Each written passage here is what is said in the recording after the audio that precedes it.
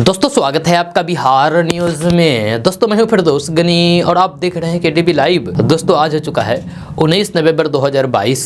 तो आज की बिहार की टॉप न्यूज लेकर आए हैं आपके लिए। दोस्तों वीडियो शुरू करने से पहले आपको बता दूं कि अगर आप नए आए हैं हमारे चैनल पर तो फिर चैनल को सब्सक्राइब करके बेल आइकन को प्रेस कर दीजिए और साथ में वीडियो को लाइक कर दीजिए, अपने दोस्तों के साथ शेयर भी कीजिए। तो चले शुरू करते हैं आज की पूरे बिहार की टॉप न्यूज।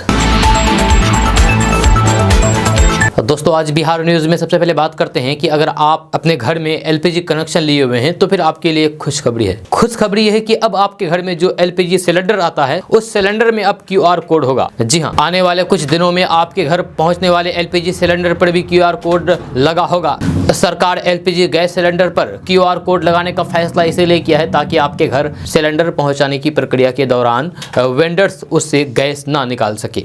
देश में लगभग 30 करोड़ एलपीजी उपभोक्ता है जबकि गैस सिलेंडरों की संख्या करीब 70 करोड़ है। इनमें सबसे अधिक ग्राहक इंडियन ऑयल कॉर्पोरेशन के पास है। देश में जैसे जैसे गैस की कीमतों में इजाफा हो रहा है, सिलेंडरों से अवैध तरीके से गैस निकालने के मामले भी बढ़ रहे हैं। इसी पर लगाम लगाने के लिए सरकार ने सिलेंडरों पर क्यूआर कोड युक्त करने का फैसला किया है। क्यूआर कोड युक्त सिलेंडर होने से उपभोक्ताओं को गैस की चोरी होने की स्थिति में मदद मिलेगी। दरअसल क्यूआर कोड की मदद से उनके सिलेंडर को ट्रैक किया जा सकेगा, जिससे सिलेंडर वितरण की प्रक्रिया के दौरान गैस चोरी होने वालों की पहचान हो सकेगी, जिससे आपको काफी लाभ मिलेगा। जी हाँ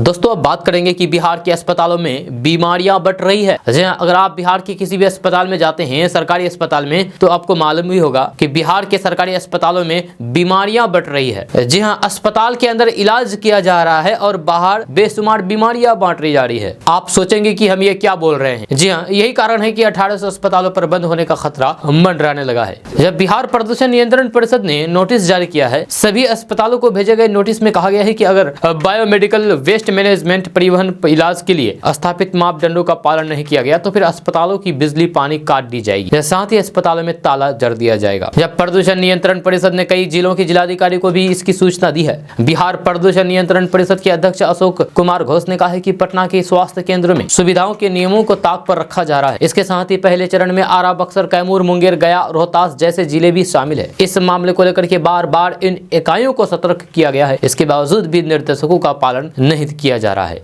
यही कारण है कि बोर्ड को मजबूरी में यह कदम उठाना पड़ा है। अस्पतालों की सत्यता की जांच करने के लिए बिहार के सबसे बड़े अस्पताल पीएमसीएच पहुंची तो फिर वहां का नजारा वाकई भयावह था। अस्पताल परिसर में भी बायोमेडिकल वेस्ट का अंबार लगा था। जब नोटिस के डर से अस्पताल वेस्ट मैनेजमेंट की खानापूर्ति करते दिखे। इसके बाद टीम IGIMS हॉस्पिटल पहुंची। वहां पर इमरजेंसी वार्ड के सामने डंपिंग ग्राउंड, वहां बेहतरीन तरीके से अस्पताल के कचरों का संग्रहण हो रहा था।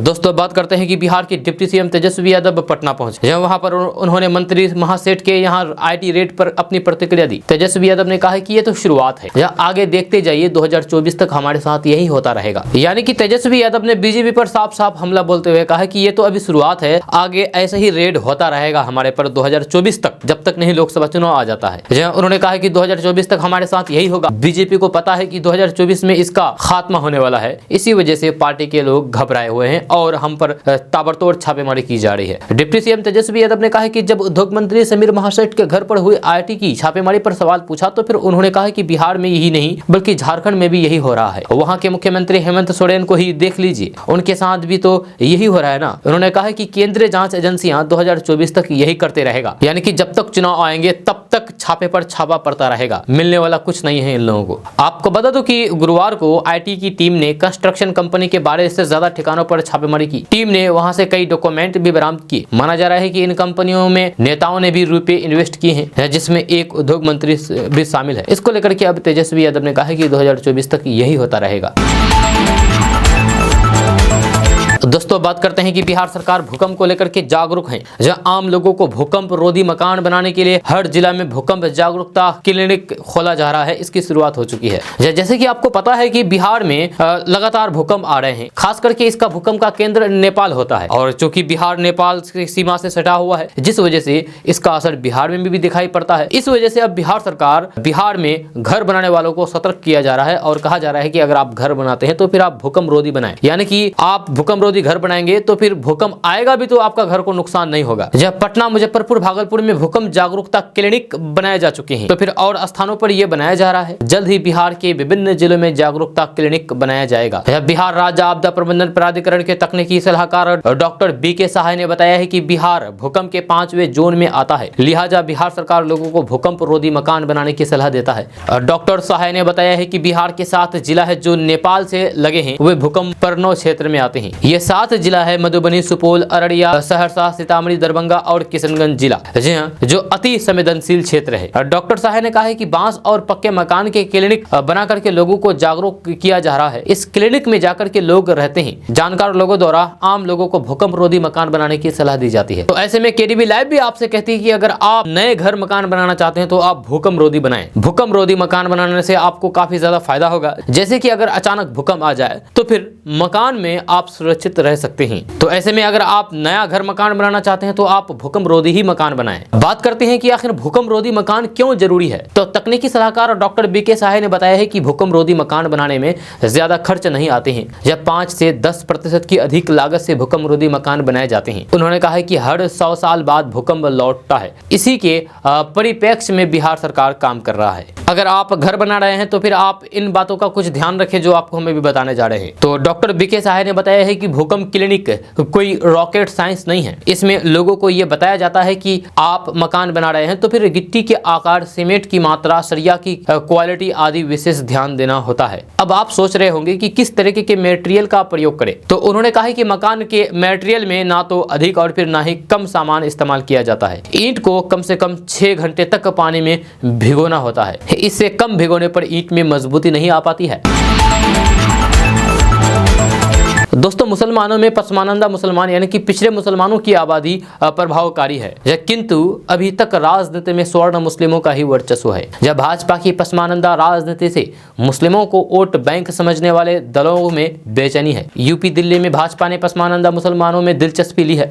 यूपी में योगी आदित्यनाथ की सरकार ने इस बार इसी समुदाय को मंत्रिमंडल में प्रतिनिधित्व दिया है। दिल्ली MCD चुनाव में भाजपा ने पसमानंदा समुदाय से 4 को प्रत्याशी बना करके राजनीतिक परिवर्तन का संकेत दिया है। जब मुसलमानों में आर्थिक एवं सामाजिक रूप से पिछड़ी रह गई जातियों को पसमानंदा कहा जाता है। देश में इनकी संख्या करीब 80 से 85% है। जी हाँ, उत्तर प्रदेश, बिहार, बंगाल और झारखंड समेत हिंदी पट्टी के उन सभी राज्यों की राजनीति में इनकी प्रभावकारी भूमिका होती है जहां क्षेत्रीय दलों से राष्ट्रीय दलों को कड़ी चुनौती मिल रही है। अभी तक इस समुदाय की हैसियत वोट बैंक से ज्यादा की नहीं आंकी गई है। मुस्लिम राजनीति के नाम पर शेख सैयद और फिर पठान को ही प्रतिनिधित्व मिलता रहा है। पसमानंदा के अधिकारों के लिए अखिल भारतीय पसमानंदा मुस्लिम महाजन बना करके 3 दशकों से संघर्ष कर रहे पूर्व सांसद अली अनवर भी मानते हैं कि विपक्ष ने भी इस समुदाय के सशक्तिकरण की दिशा में कुछ भी नहीं किया है। जब भाजपा की नजर इस पर गई तो फिर क्षेत्रीय दलों की हलचल बढ़ गई है। दोस्तों, बात करते हैं कि बिहार के मुजफ्फरपुर जिले के कुरनी विधानसभा क्षेत्र में 5 दिसंबर को होने वाले उपचुनाव के लिए कुल 21 उम्मीदवारों ने नामांकन पत्र दाखिल किया है। जहां राज्य के मुख्य निर्वाचन पदाधिकारी कार्यालय से प्राप्त जानकारी के मुताबिक नामांकन दाखिल करने की आखिरी तारीख 17 नवंबर तक 21 उम्मीदवारों ने अपना नामांकन दाखिल किया है। उम्मीदवार 21 नवंबर तक अपना नाम वापस ले सकते हैं और मतदान 5 दिसंबर को होगा तथा वोटों की गिनती 8 दिसंबर को की जाएगी। आपको बता दूं कि कुरनी विधानसभा सीट का प्रतिनिधित्व इससे पहले राष्ट्रीय जनता दल यानी कि राजद के विधायक अनिल कुमार सहनी करते थे। धोखाधड़ी के इस मामले में सहनी को दोषी ठहराया गया था और फिर 3 साल की जेल की सजा सुनाई गई थी। इसके बाद विधानसभा से उन्हें अयोग्य ठहराए जाने के बाद कुरनी सीट पर उपचुनाव जरूरी हो गया है। दोस्तों, बात करते हैं कि भारतीय जनता पार्टी के वरिष्ठ नेता और फिर राज्यसभा सदस्य सुशील कुमार मोदी ने कहा है कि जिस पार्टी की बुनियादी ही क्राइम और फिर करप्शन पर हो, उसके नेता तेजस्वी यादव के मुंह से अपराध, भ्रष्टाचार से समझौता न करने की बात शोभा नहीं देता है। सुशील कुमार मोदी ने कहा है कि लालू प्रसाद यादव के परिवार के 6 सदस्य चार्जशीट में हैं। सुशील कुमार मोदी ने कहा है कि तेजस्वी यादव 750 करोड़ रुपए की माल घोटाले में अभियुक्त हैं। उनके माता पिता और 3 बहनें भी IRCTC घोटाले में चार्जशीटेड हैं। राजद अध्यक्ष लालू प्रसाद यादव चारा घोटाले के सभी 5 मामलों में दोषी पाए गए और फिर सजा याफ्ता है। सुशील कुमार मोदी ने कहा है कि देश का कोई राजनीतिक परिवार ऐसा नहीं है जिसके 6 सदस्यों पर भ्रष्टाचार के इतने गंभीर मामले चल रहे हो। उन्होंने कहा है कि ये RJD का आपराधिक चरित्र है कि वहाँ बाहुबली पूर्व सांसद शहाबुद्दीन से लेकर के अनंत सिंह तक और फिर कई माफिया अरुण यादव तक को संरक्षण मिलता रहा है।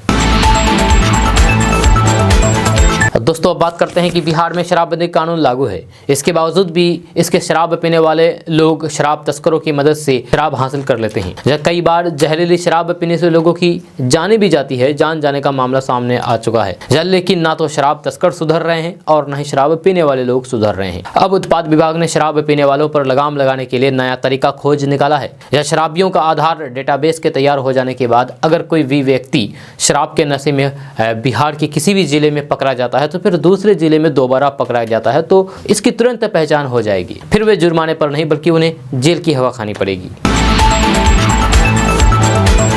तो दोस्तों बात करते हैं कि अग्निवीर योजना के तहत सीमांचल क्षेत्र के 75,000 से ज्यादा युवाओं ने सेना में भर्ती के लिए ऑनलाइन रजिस्ट्रेशन किया है। यह सेना भर्ती रैली 18 नवंबर से 1 दिसंबर तक सेना भर्ती कार्यालय कटिहार के गरवाल मैदान में होगी। यानी कि 18 नवंबर से शुरू हो चुकी है जो 1 दिसंबर तक होगी। SM उप महानिदेशक भर्ती ब्रिगेडियर मुकेश गुरुंग ने बताया है कि बिहार के अररिया, कटिहार, बांका, बेगूसराय, भागलपुर, खगड़िया, किशनगंज, मधेपुरा, मुंगेर, पूर्णिया, सहरसा और सुपौल जिले के युवा जिन्होंने अग्निवीर के लिए रजिस्ट्रेशन किया है भर्ती में शामिल हो सकते हैं। जब ब्रिगेडियर ने बताया है कि अग्निवीर स्कीम जोन दानापुर ने इसके लिए 5 अगस्त से 3 नवंबर तक रजिस्ट्रेशन ओपन किया था। जब कटिहार सेना भर्ती कार्यालय के 12 जिला से 75,000 से ज्यादा युवाओं ने रजिस्ट्रेशन किया है।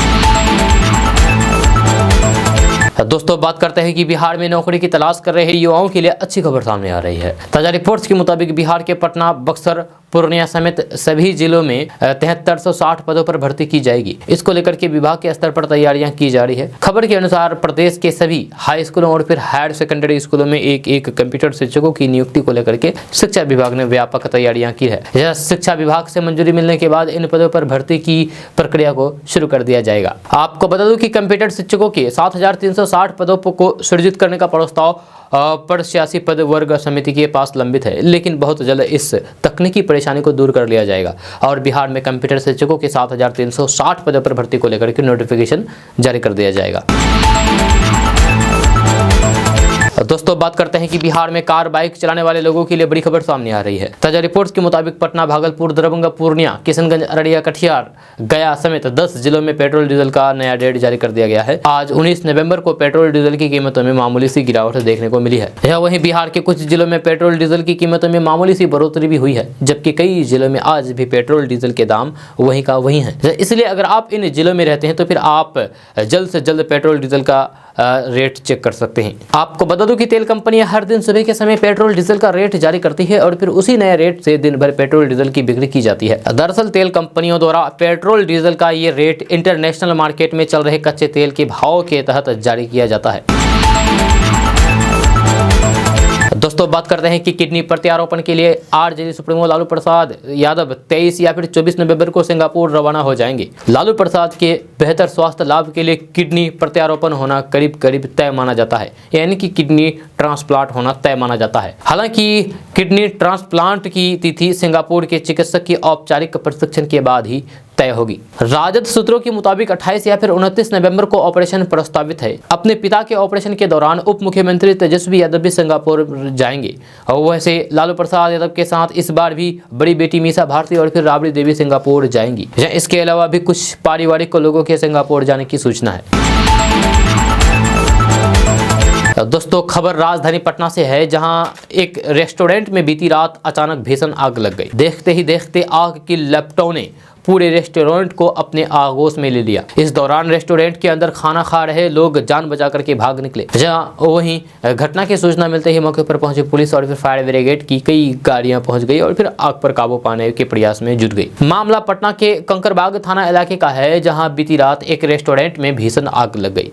आग की लपटें इस कदर तेज थी कि रेस्टोरेंट के बगल में स्थित जगदेवन प्लाजा अपार्टमेंट भी इसकी चपेट में आ गई। जहां इस दौरान अफरा तफरी का माहौल हो गया। सूचना मिलते ही दमकल की 8 गाड़ियां मौके पर पहुंची और फिर काफी देर के बाद आग बुझाया जा सका। आग बुझाए जाने के बाद भी लोगों के बीच दहशत देखने को मिल रहा था। इस घटना में लाखों की संपत्ति के बर्बाद होने का अनुमान लगाया जा रहा है, जहां वहां रखे 2 सिलेंडर की भी ब्लास्ट होने की सूचना है। गनीमत ये रही कि इस घटना में किसी की जान नहीं गई। दोस्तों वाणिज्य कर विभाग के निरीक्षण में 3 दर्जन से अधिक ऐसे कोचिंग संस्थान पकड़े में आए हैं जो बिना निबंधन के चल रहे थे, जहाँ जीएसटी भी नहीं जमा कर रहा था। अब इनके खिलाफ कार्रवाई होगी। राज्य कर आयुक्त डॉक्टर प्रतिमा के निर्देश पर गुरुवार को इस संस्थान का निरीक्षण हुआ है। वाणिज्य कर टीम ने बेगूसराय, झंझारपुर, तेघरा, मधुबनी, समस्तीपुर, दरभंगा, भागलपुर, जहानाबाद, नवादा, औरंगाबाद, सासाराम, भभुआ, गया, शहादाबाद, सुपौल, मधेपुरा, सहरसा, खगड़िया, किशनगंज, कटिहार, फॉरबिसगंज, पूर्णिया, गोपालगंज, सारण, सिवान, हाजीपुर, बेतिया, मोतिहारी, सीतामढ़ी, मुजफ्फरपुर एवं पटना में कुल 38 संस्थानों का निरीक्षण किया गया है। दोस्तों अब बात करते हैं कि सऊदी अरब की यात्रा करने वाले भारतीय नागरिकों के लिए गुरुवार को एक राहत भरी खबर सामने आई है, जहां समाचार एजेंसी एएनआई के मुताबिक दोनों देशों के बीच मजबूत होते संबंधों को और फिर परगर बनाने के लिए सऊदी दूतावास ने फैसला किया है कि अब सऊदी अरब का वीज़ा प्राप्त करने के लिए भारतीय नागरिकों को पुलिस क्लियरेंस सर्टिफिकेट जमा करने की आवश्यकता नहीं होगी। इसकी जानकारी दिल्ली में स्थित सऊदी दूतावास ने ट्वीट करते हुए दी है। यह ट्वीट में लिखा गया है कि सऊदी अरब और फिर भारत के बीच मजबूत संबंधों और फिर राजनीतिक साझेदारी को देखते हुए किंगडम ने भारतीय नागरिकों को पुलिस क्लियरेंस सर्टिफिकेट यानी कि पीसीसी जमा करने से छूट देने का फैसला किया है। तो ऐसे में अगर आप सऊदी जाने वाले हैं तो फिर ये आपके लिए राहत भरी खबर है और बहुत अच्छी खबर है। दोस्तों बात करते हैं कि बीजेपी सांसद और बिहार के पूर्व डिप्टी सीएम सुशील कुमार मोदी ने नीतीश सरकार पर आरोप लगाया था कि सरकार बिहार में जातीय जनगणना को टालने के बहाने खोज रही है। उन्होंने कहा था कि नीतीश कुमार ये नहीं चाहते हैं कि 2024 के लोकसभा चुनाव से पहले बिहार में जातीय जनगणना कराई जाए। सुशील मोदी के इस आरोप पर जेडीयू संसदीय बोर्ड के अध्यक्ष उपेंद्र कुशवाहा ने करारा जवाब दिया है। उन्होंने कहा कि जातीय जनगणना के लिए सुशील मोदी को हाय तौबा मचाने की कोई भी जरूरत नहीं है। सरकार बिहार में जातीय जनगणना जरूर कराएगी। सुशील मोदी चिंतित रहें, निश्चित रहें। उपेंद्र कुशवाहा ने कहा कि जातीय जनगणना को लेकर के हाय तौबा मचा रहे सुशील मोदी इसके बारे में केंद्र सरकार से क्यों नहीं सवाल करते हैं, जिसने जातीय जनगणना कराने से इनकार कर दिया। जब भारत की सरकार ने तो जातीय जनगणना कराने से साफ मना कर दिया था। सुशील मोदी को बिहार सरकार पर सवाल उठाने से पहले केंद्र सरकार से बात करनी चाहिए कि ताकि देश स्तर पर जातीय जनगणना हो सके। जब किसी कारण से अगर थोड़ा समय बढ़ गया तो फिर इसके लिए हाय तौबा मचाने की जरूरत नहीं है। आपको बता दूं कि जातीय जनगणना में हो रही देरी को लेकर के सुशील कुमार मोदी ने महागठबंधन की सरकार पर जोरदार हमला बोला था। सुशील कुमार मोदी ने कहा था कि बिहार सरकार जातीय जनगणना को टालने का बहाना खोज रही है। उन्होंने कहा था कि सरकार ने जिस तरीके से निकाय चुनाव को टाल कर ठीक उसी तरीके से जातीय जनगणना को भी टालना चाहती है। दोस्तों बात करते हैं कि मुख्यमंत्री नीतीश कुमार द्वारा चौथे कृषि रोड मैप की तैयारी एवं समीक्षा को लेकर की गई बैठक पर विधानसभा के नेता प्रतिपक्ष विजय कुमार सिन्हा ने निशाना साधा है। कृषि रोड मैप पर नीतीश सरकार को कटघरे में लाते हुए उन्होंने कहा कि 2 माह पूर्व तत्कालीन कृषि मंत्री सुधाकर सिंह ने सार्वजनिक रूप से स्वीकार किया था कि किसानों को कोई फायदा नहीं हुआ है। जहाँ विजय कुमार सिन्हा ने कहा कि बिहार के किसानों की दुर्दशा से बिहार के में सभी लोग अवगत हैं। जहाँ अभी तक 3 कृषि रोड मैप में किसानों की हालात में कोई भी सुधार नहीं हुआ है। नेता प्रतिपक्ष विजय सिन्हा ने कहा है कि 12 विभागों को कृषि रोड मैप से जोड़ा गया है, लेकिन किसी विभाग ने बिहार की किसानों की हालात सुधारने के लिए कोई भी कार्य नहीं किया है। दोस्तों बात करते हैं कि बिहार पुलिस में बहाली की प्रतीक्षा कर रहे उम्मीदवारों के लिए अच्छी खबर सामने आ रही है। जब बिहार पुलिस भर्ती एवं पदोन्नति बोर्ड शीघ्र ही जल्द राज्य पुलिस विभाग में रिक्त पड़े 44,000 पदों पर बहाली करने जा रही है। इसकी घोषणा बिहार के सीएम नीतीश कुमार ने की है। उन्होंने कहा है कि 1,52,000 पुलिसकर्मियों की बहाली का लक्ष्य रखा गया था, जहाँ इसमें से बचे 44,000 पदों की रिक्तियों को जल्द ही कर लिया जाएगा। सीएम नीतीश कुमार ने कहा कि पुलिस बल की जितनी आवश्यकता होगी उतनी बहाली होगी। दोस्तों बात करते हैं कि देश की आबादी अधिक से अधिक किसी माध्यम से अगर यात्रा करती है तो वह है भारतीय रेल। जहाँ देश में शायद ही कोई ऐसा परिवार हो जिसे ट्रेन से सफर नहीं करना पड़ता हो। जब वही भारतीय रेल का सबसे अधिक यदि कहीं उपयोग होता है तो वह है बिहार। जहाँ इसी कड़ी में अब रेल यात्रियों के लिए एक बड़ी खबर निकल करके सामने आ रही है। दरअसल ईस्ट सेंट्रल रेलवे ने संभावित कोहरे को देखते हुए जमालपुर रेल डिवीजन से होकर के गुजरने वाली कुछ महत्वपूर्ण ट्रेनों को रद्द कर दिया है। इसके अलावा 2 AC ट्रेनों का परिचालन अवधि में भी बदलाव किया है। रेलवे की तरफ से लगभग 2 जरूरी ट्रेनों को रद्द कर दिया गया है। ये ट्रेनें दिसंबर से लेकर के फरवरी माह तक रद्द रहेगी। दोस्तों बात करते हैं कि बिहार बचाओ यात्रा पर निकले लोक जनशक्ति पार्टी के राष्ट्रीय अध्यक्ष चिराग पासवान भोजपुर जिला मुख्यालय आरा पहुंचे। यहां चिराग पासवान ने पिछले 9 दिनों में हुए 12 हत्या को लेकर के पीड़ित परिवार से मिलने और फिर संवेदना प्रकट करने पहुंचे। इस दौरान चिराग पासवान ने पदयात्रा भी किया। इस दौरान उनके पदयात्रा में हजारों समर्थकों शामिल हुए। इस दौरान चिराग पासवान जिला अधिकारी से मुलाकात किया। चिराग पासवान आरा में कहा कि बिहार के मुख्यमंत्री एवं उप मुख्यमंत्री कम से कम पीड़ित परिवार के जख्म पर मरहम लगाने आना चाहिए। वहीं दूसरी तरफ चिराग पासवान ने नीतीश कुमार को उनकी बात याद दिलाई, जिसमें उन्होंने कहा कि नीतीश कुमार ने घोषणा किया था कि यदि दलित की हत्या होती है तो फिर मुआवजा के साथ सरकारी नौकरी मिलेगी। उन्होंने कहा कि नीतीश कुमार ये योजना आज तक सफल नहीं हुआ है। चिराग पासवान ने कहा कि मुख्यमंत्री सिर्फ कुर्सी की चिंता करते हैं, ना कि जनता का। वे अपने हिसाब से समय के अनुसार गठबंधन बदलने पर विचार चर्चा करते हैं। नीतीश कुमार कभी भी बिहार की जनता, यहाँ के आम लोगों के बारे में सीएम नीतीश कुमार चर्चा नहीं करते हैं। कभी जंगल राज शब्द का नामकरण करने वाले नीतीश कुमार आज उसी के साथ सत्ता में बिहार में अपराधियों का संरक्षण देने का काम कर रहे हैं। ऐसे कैसे हो सकता है कि किसी राज्य में इतनी बड़ी घटना हो जाए और वहां का मुख्यमंत्री चुप कैसे बैठ सकता है। दोस्तों बात करते हैं कि बिहार के बेगूसराय से एक बेहद रोचक मामला सामने निकल करके आया है। यहाँ एक मामले में बेगूसराय कोर्ट में पेशी करने पहुंचे पति पत्नी आपस में भिड़ गए। इन दोनों ने कोर्ट परिसर में ही तू मैं करना शुरू कर दिया। मामला इतना बढ़ गया कि पत्नी से परेशान होकर के पति भाग करके फिर से कोर्ट परिसर में पहुंच गया। दरअसल बरौनी रिफाइनरी के जूनियर इंजीनियर के पद पर पदस्थापित जगत कुमार दहेज उत्पीड़न के मामले में न्यायालय में जमानत करवाने आए थे। इस मामले में न्यायालय से उन्हें जमानत मिल गई। इसी बीच उनकी पत्नी न्यायालय पहुंच गई और फिर अपने पति के साथ जाने की जिद करने लगी, लेकिन पति जगत कुमार उसे साथ ले जाने से साफ इनकार कर दिया। इसी बात पर उसकी पत्नी ने कोर्ट परिसर में के अंदर ही उससे झगड़ा करना शुरू कर दिया। जब कोर्ट में ही पति पत्नी इस कदर झगड़ा कर रहे थे कि देखने वाले देखते ही रह गए। यही नहीं, पत्नी अपने पति जगत कुमार को न्यायालय से नहीं जाने दे रही थी। हालांकि काफी मशक्कत के बाद आरोपित जगत कुमार को न्यायालय से बाहर निकाला गया। वहां पर देखने वाले हर किसी के जबान से यही निकल रहे थे कि पति पत्नी यहाँ पर इस कदर झगड़ा करते हैं तो फिर घर में क्या करते होंगे। दोस्तों बात करते हैं कि बिहार के सभी किसानों को कृषि विभाग की ओर से खेती किसानी की जानकारी दी जा रही है। जब बिहार के सभी पंचायतों में किसान चौपाल का आयोजन किया जा रहा है। जब किसान चौपाल कार्यक्रम की शुरुआत 15 नवंबर से हो चुकी है। किसान चौपाल में बड़ी संख्या में किसान जुट रहे हैं। जहां इस दौरान किसानों को खेती से जुड़ी हुई सभी प्रकार की जानकारी दी जा रही है। किसान चौपाल प्रखंडवार 5 दिसंबर तक चलाया जाएगा। बिहार के किसानों की समस्याओं का समाधान के लिए कृषि विभाग की ओर से प्रदेश के यानी कि बिहार के सभी पंचायतों में चौपाल लगाया जा रहा है। चौपाल में नुक्कड़ नाटक के जरिए किसानों को जागरूक किया जा रहा है। कृषि विभाग की ओर से किसानों की आमदनी में वृद्धि के साथ साथ आत्मनिर्भर की जानकारी दी जा रही है। दोस्तों बात करते हैं कि जन अधिकार पार्टी कांग्रेस की भारत जोड़ो यात्रा में शामिल होगी। जब पटना में गुरुवार को एक संवाददाता सम्मेलन में जन अधिकार पार्टी के राष्ट्रीय अध्यक्ष पप्पू यादव ने इसकी जानकारी दी है। उन्होंने कहा कि जन अधिकार पार्टी और फिर इसके एक कार्यकर्ता बिहार में भारत जोड़ो यात्रा के साथ खड़े हैं। राहुल गांधी जब बिहार में भारत जोड़ो यात्रा को लेकर के निकलेंगे तो फिर मैं और मेरे साथ मेरी पूरी पार्टी के लोग इस यात्रा में शामिल होंगे। भारत जोड़ो यात्रा आज देश की आवाज बन गई है। पप्पू यादव ने कहा कि इस देश में लगातार समाज सेवी संस्थानों को खत्म किया जा रहा है। ऐसे में इन संस्थानों को जिंदा रखने का एक प्रयास है भारत जोड़ो यात्रा। आर्थिक आधार पर आरक्षण को लेकर के सुप्रीम कोर्ट के फैसले का समर्थन करते हुए पप्पू यादव ने कहा कि जाति आधारित जनगणना के मसले पर भी सबको साथ आना चाहिए। उन्होंने गिरिराज सिंह पर निशाना साधते हुए कहा कि कई नेता, अभिनेता और मंत्रियों की शादी दूसरे धर्मों में हुई है। क्या वे लव जिहाद नहीं था? जाति धर्म मजहब के नाम पर उन्माद फैलाने वाले नेताओं को टिकट नहीं मिलना चाहिए। लव जिहाद नाम की कोई चीज है ही नहीं। ये राजनीति को हथियार बनाने वाले लोगों के दिमाग में उपज है। दोस्तों बात करते हैं कि अगर आप खेती करते करते थक चुके हैं, परेशान हो चुके हैं, खेती में आपकी आमदनी नहीं हो रही है, आपको खेती करने से फायदा नहीं मिल पा रहा है, तो हम आपको एक ऐसी खेती के बारे में बताने जा रहे हैं जो आप घर बैठे ही अच्छे खासे कमाई कर सकते हैं।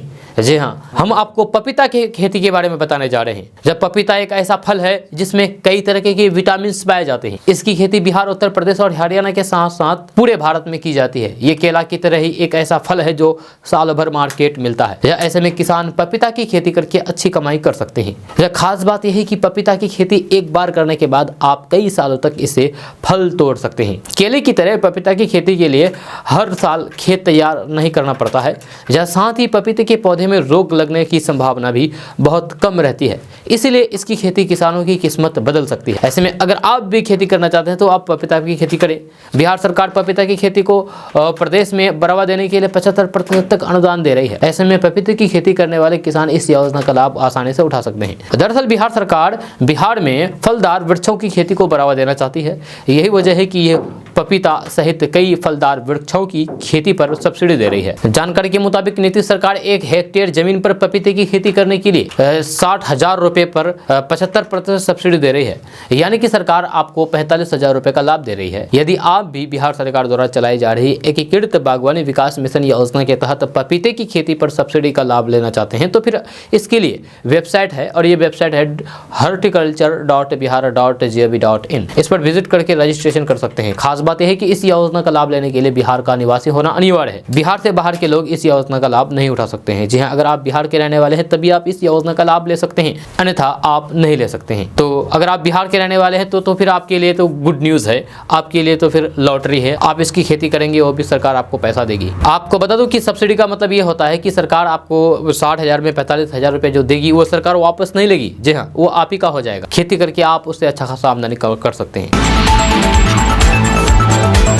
दोस्तों बात करते हैं कि बिहार की कुर्नी विधानसभा सीट पर होने वाले उपचुनाव के लिए केंद्रीय मंत्री पशुपति कुमार पारस की राष्ट्रीय लोक जनशक्ति पार्टी ने भी अपनी तैयारियां शुरू कर दी है। कुर्नी उपचुनाव में RLJP बीजेपी उम्मीदवार केदार गुप्ता के समर्थन में प्रचार करेगी। इसके लिए पार्टी ने चुनाव अभियान समिति का गठन कर लिया है। वोटर्स को बीजेपी के पक्ष में गोलबंद करने के लिए पार्टी के सुप्रीमो पशुपति कुमार पारस ने इस चुनाव अभियान समिति का गठन किया है। जी हाँ, राष्ट्रीय लोजपा के राष्ट्रीय प्रवक्ता श्रवण कुमार अग्रवाल ने गुरुवार को अभियान समिति के सदस्यों की सूची जारी की है। उन्होंने बताया है कि पशुपति कुमार पारस ने वैशाली सांसद और रालोसपा केंद्रीय संसदीय बोर्ड के अध्यक्ष वीणा देवी के नेतृत्व में पार्टी के 51 नेताओं को कुर्नी विधानसभा के सभी पंचायतों में प्रचार अभियान चलाने के लिए पंचायतवार जिम्मेदारी सौंपी है। दोस्तों बात करते हैं कि भारत कृषि प्रधान देश है। यह देश में कृषि इकोनॉमिक ग्रोथ का बड़ा हिस्सा होती है। देश की प्रत्येक स्टेट गवर्नमेंट राज्यों को एग्रीकल्चर क्षेत्र बनाने पर जोर दे रहे हैं। उधर बिहार गवर्नमेंट ने भी बिहार में कृषि विकास का रोड मैप बड़े स्तर पर खींचना शुरू कर दिया है। बिहार में चौथे कृषि रोड मैप का खाका खींचा जा रहा है। इस दौरान कृषि पर निर्भर लोगों को आर्थिक मदद दिलाने की कोशिश भी बिहार सरकार कर रही है। आपको बता दूं कि बिहार में लोग उसना चावल अधिक खाते हैं। जी हाँ, काफी समय पहले प्रशासनिक लेवल पर उसना चावल मिलों की संख्या बढ़ाने की कार्रवाई शुरू कर दी गई है। यह बिहार के मुख्यमंत्री नीतीश कुमार ने सभी अधिकारियों को प्रत्येक जिले में उसना चावल मिल बनाने के निर्देश दिए हैं। इससे चावल की खपत अधिक बढ़ेगी और फिर मिलों उनका रखरखाव सही ढंग से हो सकेगा। बिहार में धान की MSP तय कर दी गई है। इस सीजन में धान का MSP रेट 2040 रुपए प्रति क्विंटल तय की गई है। जिलावार धान खरीद की कार्रवाई अलग होगी, यानी कि हर जिले के लिए धान खरीद का लक्ष्य अलग रखा जाएगा। दोस्तों बात करते हैं कि मुजफ्फरपुर जिला में सकरा थाना क्षेत्र के बरियारपुर में ऑपरेशन के दौरान किडनी निकालने के मुख्य आरोपी नर्सिंग होम संचालक पवन कुमार को पुलिस ने गिरफ्तार कर लिया है। जी हां, घटना के बाद वे दिल्ली भाग करके चला गया था। दिल्ली में कुछ दिन रहने के बाद पवन कुमार का भूटान भागने का प्लान, इसके लिए वे अपने घर आया था, जिसकी पुलिस को भनक लग गई। पुलिस ने उसे घर में दबोचा है। इसके बाद DSP पूर्वी मनोज कुमार पांडे ने बताया है कि उसे पूछताछ के बाद विशेष कोर्ट में पेश किया जाएगा। आरोपी ने बताया है कि घटना के 1 सप्ताह बाद वे इधर उधर छुप करके रहता था। आपको बता दूं कि पवन कुमार ने करीब 2.5 महीने पहले एक महिला के यूट्रस के इलाज के नाम पर उसकी किडनी निकाल ली थी। इसके बाद धीरे धीरे महिला बीमार होती गई। जब पटना में इलाज करवाया तो फिर मामले की जानकारी मिली। जहाँ पीड़ित महिला सुनीता देवी ने कई लोगों के खिलाफ प्राथमिकी भी दर्ज की थी, जिसके बाद से ही पवन कुमार लगातार फरार चल रहा था। दोस्तों बात करते हैं कि बिहार में बढ़ते अपराध का मामला हो या फिर नियुक्ति पत्र वितरण का, बीजेपी नेता सरकार पर लगातार हमलावर बने रहते हैं। अब एक बार फिर से नेता प्रतिपक्ष विजय सिन्हा ने गंभीर आरोप लगाए हैं। विजय सिन्हा ने कहा है कि मुख्यमंत्री के साथ रहने वाले कई अधिकारियों के पास बेनामी संपत्ति है और उनके पास अरबों की संपत्ति है। मुख्यमंत्री नीतीश कुमार ऐसे लोगों की जांच करा करके उनके नाम सामने लाएं। विजय सिन्हा ने कहा है कि बिहार में नेता बनने के बाद से कई लोगों की संपत्ति बढ़ गई है। राजनीति में आने से पहले जो लोग शून्य पर थे, आज वे अरबों के मालिक बन गए हैं। उन्होंने कहा है कि मुख्यमंत्री के साथ रहने वाले कई पदाधिकारी भी अरबपति हैं, जब कईयों के पास बेनामी संपत्ति है। मुख्यमंत्री उसकी ईमानदारी से जांच करवाएं। अगर उसमें बीजेपी के लोगों का नाम भी सामने आता है तो फिर उसे भी सामने लाएं।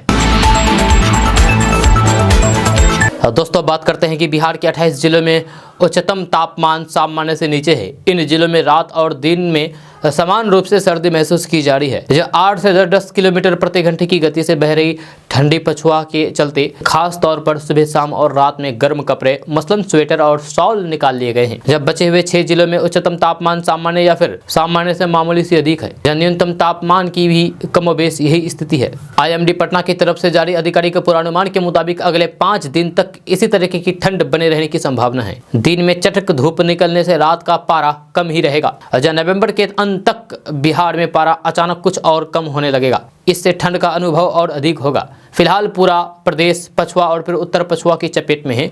इसके प्रभाव से पूरे बिहार में दिन में भी ठंड महसूस हो रही है।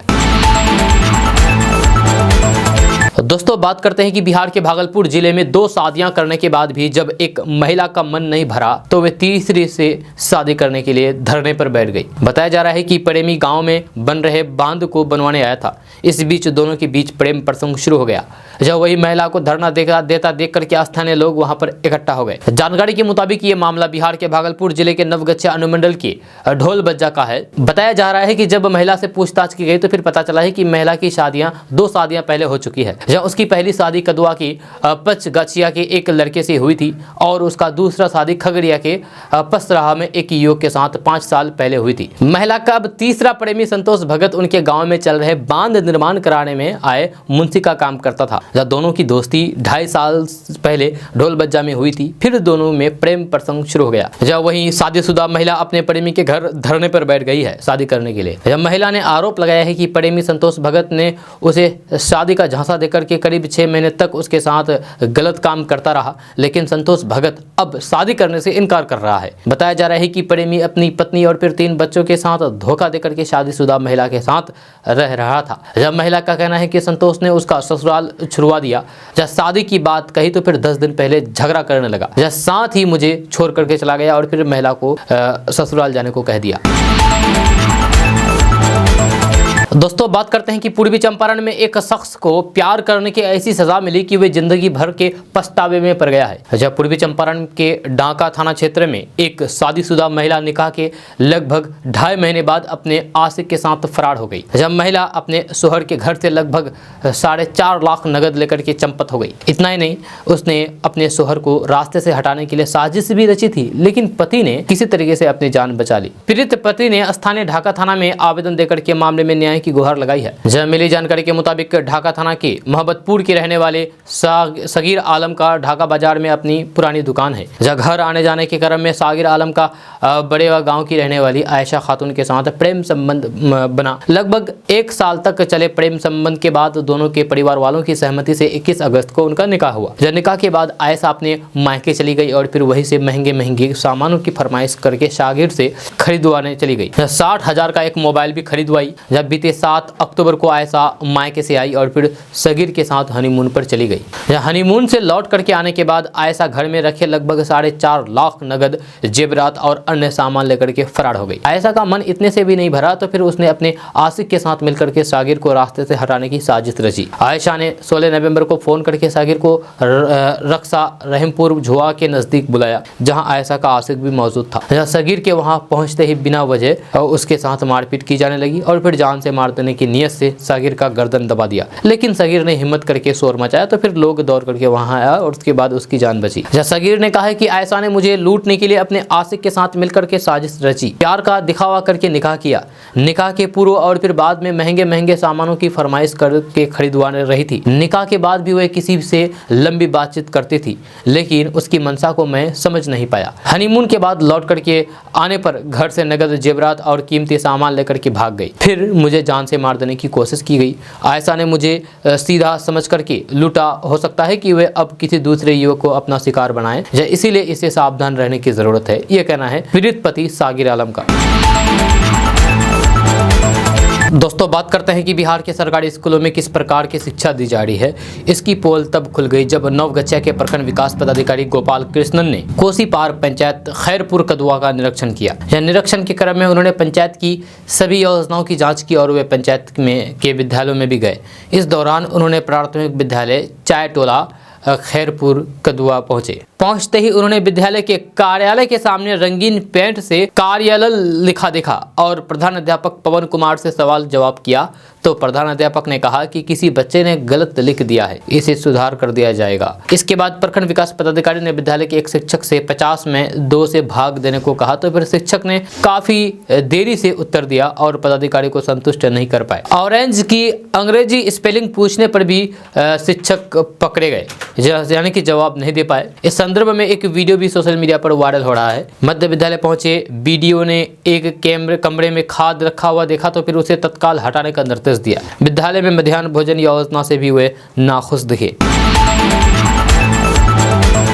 दोस्तों बात करते हैं कि बिहार में बढ़ते अपराध के खिलाफ लोजपा रामविलास के राष्ट्रीय अध्यक्ष चिराग पासवान ने भोजपुर से बिहार बचाओ पद यात्रा शुरू की है। वे हाल के दिनों में विभिन्न कांडों में मारे गए जिले के लोगों के पीड़ित परिवार वालों से मिले और मांगों से संबंधित ज्ञापन डीएम को सौंपा। इस मौके पर उन्होंने कहा कि मुख्यमंत्री नीतीश कुमार शुरू से ही गृह विभाग संभाल रहे हैं, लेकिन अब उनसे विधि व्यवस्था नहीं संभल रही है। चिराग पासवान ने कहा है कि नीतीश कुमार को जनता की नहीं बल्कि कुर्सी की अधिक चिंता रहती है। जनता की हिफाजत एवं सुरक्षा उनके लिए कोई मायने नहीं रखता है। उन्होंने कहा है कि पूरे बिहार में टारगेट किलिंग करवाई जा रही है, इससे लोग दहशत में हैं। मुख्यमंत्री और उप मुख्यमंत्री को कम से कम पीड़ित परिवारों के जख्म पर मरहम लगाने आना चाहिए। दोस्तों बात करते हैं कि कुत्ते को सबसे वफादार जानवर और इंसान का सबसे अच्छा दोस्त माना जाता है। कुत्तों के मिलनसार स्वभाव के बावजूद कुछ कुत्ते कई बार आक्रामक हो जाते हैं और इंसान को काट लेते हैं। जब 12 अक्टूबर को सर्वोच्च न्यायालय ने यानी कि सुप्रीम कोर्ट ने पशु कल्याण बोर्ड से पिछले 7 सालों में कुत्तों के आतंक से परेशान राज्य और प्रमुख शहरों के आंकड़े मांगे थे और पूछा था कि इन घटनाओं पर रोक लगाने के लिए क्या क्या उपाय किए गए हैं। जारी किए गए आंकड़ों के अनुसार साल 2021 में हर दिन कुत्तों के अलावा अन्य दूसरे जानवरों ने 19,938 लोगों को काटा था। जहां रेबीज के बढ़ते मामलों को लेकर के विश्व स्वास्थ्य संगठन की रिपोर्ट में कहा गया है कि 99% लोग कुत्तों के काटने से रेबीज के संक्रमण का शिकार हो रहे हैं। विश्व स्वास्थ्य संगठन की भारत के बारे में रिपोर्ट कहती है कि प्रत्येक साल 20,000 लोगों की मौत रेबीज के संक्रमण की वजह से हो जाती है। यह पालतू कुत्तों के काटने की घटनाओं की वजह से नोएडा गाजियाबाद की कई सोसाइटियों में कुत्ता पालने पर भी प्रतिबंध लगा दिया गया है। इसके अलावा नगर निकायों की ओर से काफी प्रयास किए जा रहे हैं। दोस्तों आज का न्यूज़ बस यहाँ तक। कैसा लगा नीचे कमेंट बॉक्स में कमेंट करके जरूर बताइएगा। अगर आप नए आए हमारे चैनल पर तो फिर चैनल को सब्सक्राइब करके बेल आइकन को प्रेस कर दीजिए और साथ में वीडियो को लाइक कर दीजिए, अपने दोस्तों के साथ शेयर भी कीजिए। तो चलो दोस्तों फिर मिलते हैं नेक्स्ट वीडियो के साथ, तब तक के लिए जय हिंद जय बिहार।